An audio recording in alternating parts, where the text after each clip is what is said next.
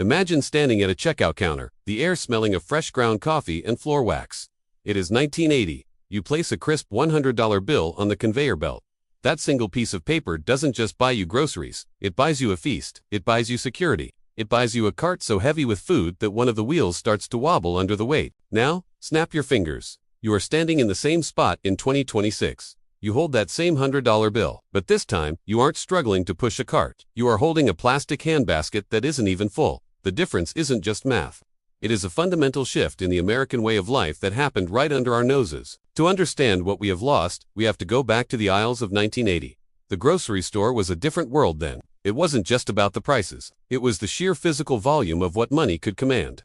With $100 in your pocket, you were the king of the supermarket. You walked past the butcher counter, a real butcher counter, where a person in a white apron wrapped cuts of meat in pink paper, and you didn't hesitate. You loaded up.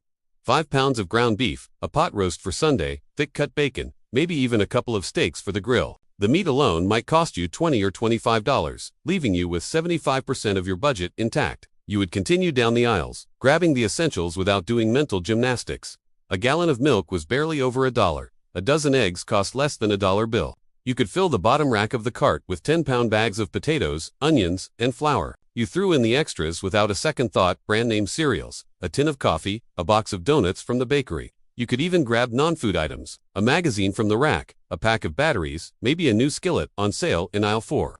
When you finally reached the register, the cashier punched the keys, manually clack, clack, clack, and the total climbed slowly. When you handed over that $100, you got change back. You walked out with 2 carts full of brown paper bags, enough to feed a family of 4 for 2 weeks, maybe 3.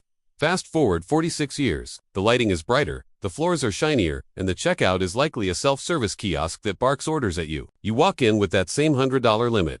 The psychological shift hits you immediately in the produce section. You pick up a bag of apples and a sack of potatoes, and you are already down $15. You approach the meat department, but this time, you hesitate. A family pack of ground beef and a modest package of chicken breasts can easily swallow $30 of your budget. You haven't even left the perimeter of the store, and half your money is gone. As you move into the center aisles, you encounter the silent thief of the modern era: inflation. In 1980, a bag of chips was a bag of chips. In 2026, you pay $5 for a bag that is mostly nitrogen, hiding a few ounces of snack at the bottom. The cereal boxes look the same from the front, but they are thinner, holding fewer servings for double or triple the price. You grab the absolute necessities: milk, eggs, a loaf of bread, maybe some pasta and sauce. You verify the price of the eggs because you've seen them fluctuate wildly in the last few years. You skip the bakery. You skip the magazines. You definitely don't grab a random skillet. By the time you reach the scanner, the anxiety sets in. You watch the screen as the numbers jump up in increments that feel punishing. $10, $40, $80. You have fewer than 20 items in your basket. You haven't bought a feast. You have bought survival for a few days. The beep of the scanner feels like a countdown timer on your bank account. When the total hits $98, you stop. You look at the pitiful pile of goods. There is no overflow. There is no feeling of abundance. The contrast between these two shopping trips reveals something deeper than just inflation statistics. In 1980, the grocery store was a place of possibility. The middle class could walk in and feel wealthy, even if just for an hour. Food was a given. Today, the grocery store is a place of calculation and compromise. It is where we confront the eroding value of our labor. We stand in the aisle deciding between the quality meat or the budget brand.